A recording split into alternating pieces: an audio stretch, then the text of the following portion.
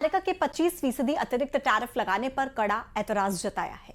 भारत का message clear है, सबसे पहले देश उसके बाद व्यापार। प्रधानमंत्री ने जिस तरह किसानों के हितों की बात की, उससे साफ हो गया कि भारत अमेरिका के खिलाफ टैरिफ की लड़ाई में आर पार के मूड में है।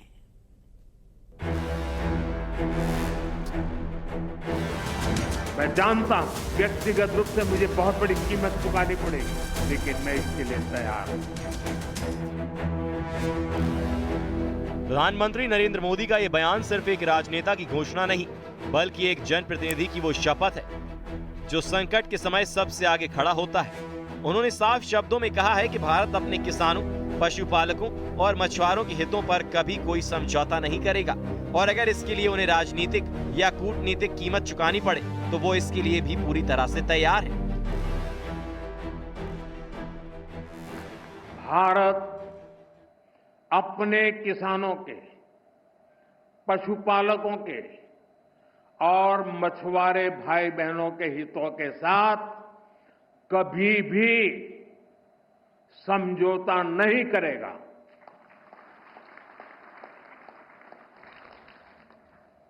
और मैं जानता हूं व्यक्तिगत रूप से मुझे बहुत बड़ी कीमत चुकानी पड़ेगी, लेकिन मैं इसके लिए तैयार हूं। मेरे देश के किसानों के लिए, मेरे देश के मछुआरों के लिए, मेरे देश के पशुपालकों के लिए आज भारत तैयार है।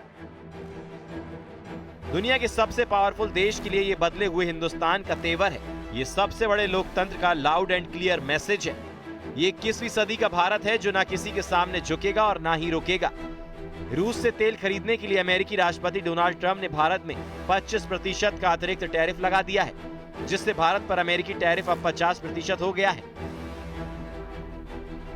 भारत ब्राजील के साथ दुनिया में 50% के साथ सबसे अधिक अमेरिकी टैरिफ की सूची में पहले पायदान पर है। लेकिन ट्रंप के एग्जीक्यूटिव ऑर्डर पर भारत ने अमेरिका को जवाब साफ साफ दे दिया है। पूर्व विदेश राज्य मंत्री और कांग्रेस सांसद शशि थरूर ने ट्रंप के फैसले को डबल स्टैंडर्ड करार दिया है। So clearly this has not been a particularly friendly gesture from a country we thought was well disposed towards us, or an administration that we thought was well disposed. Very clearly we have to act accordingly and we will have to learn our lessons from this experience. Trump एक तरफ भारत के रूस से व्यापार पर ऐतराज जता रहे हैं, तो दूसरी तरफ अमेरिका से रूस का व्यापार जारी है, और जब उनसे डबल स्टैंडर्ड पर सवाल पूछा गया तो उन्होंने चुप्पी साध ली। India says that the U.S. imports Russian uranium, chemicals, fertilizers, while criticizing their energy imports. Your response to that, sir? I don't know anything about it. I'd have to check, but we'll get back to you on that. Yeah, please.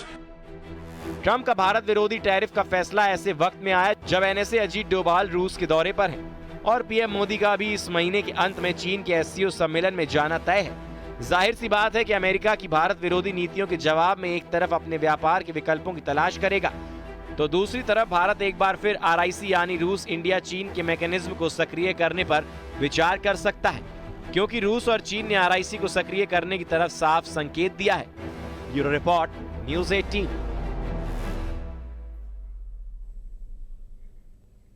और संभल पहुंचे CM योगी ने अब तक का सबसे बड़ा हमला बोला है। सीएम योगी ने कहा कि संभल में अभी तक जो किया था उसके पाप की सजा जरूर मिलेगी। सीएम योगी ने कहा कि संभल में कांग्रेस सामूहिक हत्या करवाती है और सपा चेले के तौर पर उनके पाप पर पर्दा डालने का काम करती है। देखिए रिपोर्ट।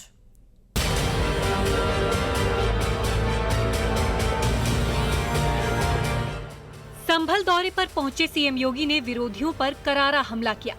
संभल में सीएम योगी ने कांग्रेस और समाजवादी पार्टी पर अब तक का सबसे बड़ा हमला बोला है। सीएम योगी ने कहा कि आजादी के बाद कांग्रेस सामूहिक हत्याएं करवाती थी, जबकि एसपी कांग्रेस के पाप पर पर्दा डालने का काम करती थी। संभल के साथ क्या नहीं हुआ आजादी के बाद भी? क्या नहीं पाप कांग्रेस और समाजवादी पार्टी ने किया? कांग्रेस यहां सामूहिक हत्या करवाती थी और समाजवादी पार्टी उनके चेले के रूप में उनके पाप पर पर्दा डालने का काम करती थी, हत्यारों को बचाने का काम करती थी। यही तो हुआ था संभल में, यही तो हुआ था आजादी के बाद में जो कत्लेआम हुए थे। क्योंकि अगर ये सच्चाई सामने आ जाती तो उनको वोट बैंक खिसकने का भय था। सीएम योगी ने कहा कि संभल में तीर्थों को नष्ट किया गया, सच को छिपाने की कोशिश की गई।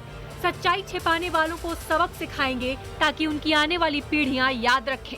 संभल जैसी सच्चाई को छुपाने की कुत्सित चेष्टा करने वालों के उन गलत मंसूबों को भी ध्वस्त करने का काम करेंगे, जो भारत और भारतीयता को, भारत की विरासत को कलंकित करने का कार्य करेंगे।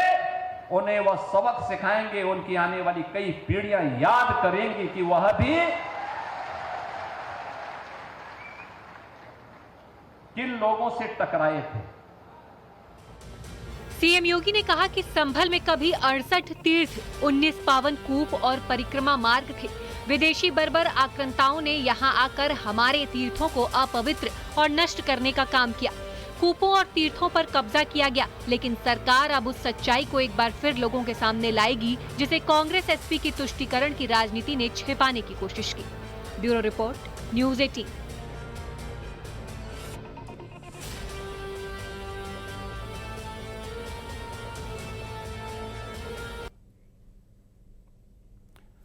पीडीए पाठशाला पर सियासी बयानबाजी थमने का नाम नहीं ले रही है। सीएम योगी ने कहा है कि बीजेपी ने बच्चों को संस्कारों के साथ जोड़कर ग से गणेश पढ़ाया है। तो समाजवादी पार्टी ने ग से गधा पढ़ाने का काम किया, तो वहीं अखिलेश ने पलटवार करके कहा कि हमारे लिए ग से गरीब है।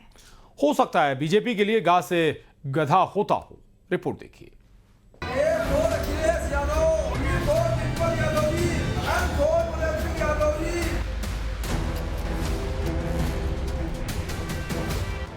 समाजवादी पार्टी की पीडीए पाठशाला को लेकर सियासी बयानबाजी थमने का नाम नहीं ले रही। सीएम योगी ने पीडीए पाठशाला को लेकर कहा कि बीजेपी ने बच्चों को संस्कारों के साथ जोड़कर ग से गणेश पढ़ाया। समाजवादी पार्टी ने ग से गधा पढ़ाने का काम किया। आपने देखा होगा जब इन्होंने नकल को अपना जन्मसिद्ध अधिकार माना था और छात्रों के भविष्य के साथ खिलवाड़ करना प्रारंभ किया था, तब इन्होंने, जब सरदेव कल्याण सिंह जी की सरकार ने 1991 और 1997 में व्यवस्था की थी कि ग से गणेश पढ़ाया जाएगा, गणपति विघ्नहर्ता है, शिक्षा के क्षेत्र की विघ्न और बाधा को दूर किया जा सके, तो उस समय जब कुछ दिन के बाद समाजवादी पार्टी की दुर्भाग्य से सरकार आई तो इन्होंने कहा ग से गणपति नहीं, ग से तो गधा पढ़ाया जाएगा। गधा जैसी बुद्धि वालों ने बच्चों के मन में भी उसी प्रकार का भाव पैदा करने का प्रयास किया था। वहीं समाजवादी पार्टी के अध्यक्ष अखिलेश यादव ने भी पलटवार किया है। अखिलेश ने कहा कि ग से गरीब हो सकता है, हम लोग गरीबों के बच्चों को पढ़ा रहे हैं, हमारे लिए ग से गरीब है, हो सकता है बीजेपी के लिए ग से गधा हो। अगर वो चाहते हैं पढ़ाई बच्चे पढ़ें, गाफ और गरीब भी तो हो सकता है। हम लोग गरीब के बच्चे पढ़ा रहे हैं, जो प्राथमिक विद्यालय में जा रहे हैं वो सब गरीब बच्चे जा रहे हैं, उन गरीब बच्चों को हम लोग पढ़ा रहे हैं। गाफ और हमारे लिए गरीब है, हो सकता है बीजेपी के लिए गाफ और गधा हो, जिसने जो पढ़ा हो वही बोल सकता है। सीएम योगी के बयान पर लखनऊ से एसपी विधायक रविदास मेहरोत्रा ने भी बयान दिया है। उनका कहना है कि पीडीए स्कूल में ए से अखिलेश और डी से डिम्पल और डी से डॉग पढ़ाया जाता है। पीडीए पाठशाला में ए से एप्पल और ए से अखिलेश पढ़ाया गया और अगर डी से डिम्पल या डी से डॉग पढ़ाया गया और भारतीय जनता पार्टी की सरकार में ना से नाथूराम पढ़ाया जा रहा था और जा से जयचंद पढ़ाया जा रहा था, तो भारतीय जनता पार्टी शिक्षा के नाम पर खिलवाड़ करने का काम कर रही है। राजनीति के जानकार मानते हैं कि समाजवादी पार्टी पीडीए पाठशाला के बहाने अपने वोट बैंक को मजबूत करने में जुटी है। समाजवादी पार्टी और उसके राष्ट्रीय अध्यक्ष अखिलेश यादव ने इसको इलेक्शन मोड में डाल दिया अपने, और वो पीडीए की जो अपनी वोट बैंक की राजनीति है उसको पीडीए पाठशाला के माध्यम से वो बहुत और बृहद बनाने के प्रयास में हैं। अगले साल पंचायत चुनाव और फिर 2027 में विधानसभा चुनाव के लिए पीडीए पाठशाला पर सियासत जारी है। कई जगहों पर एसपी नेताओं पर एफआईआर के बाद भी समाजवादी पार्टी सरकार को घेरने के लिए तैयार है। कई जगहों पर एफआईआर दर्ज होने के बाद भी समाजवादी पार्टी के राष्ट्रीय अध्यक्ष मुद्दे पर टिके हुए हैं। तो क्या समाजवादी पार्टी इस पूरे मुद्दे को लेकर के 2027 के चुनाव में एक नया जंग तैयार करने की कोशिश कर रही है और उस सियासी जंग के माध्यम से 2027 के चुनाव को आसान बनाना चाह रही है?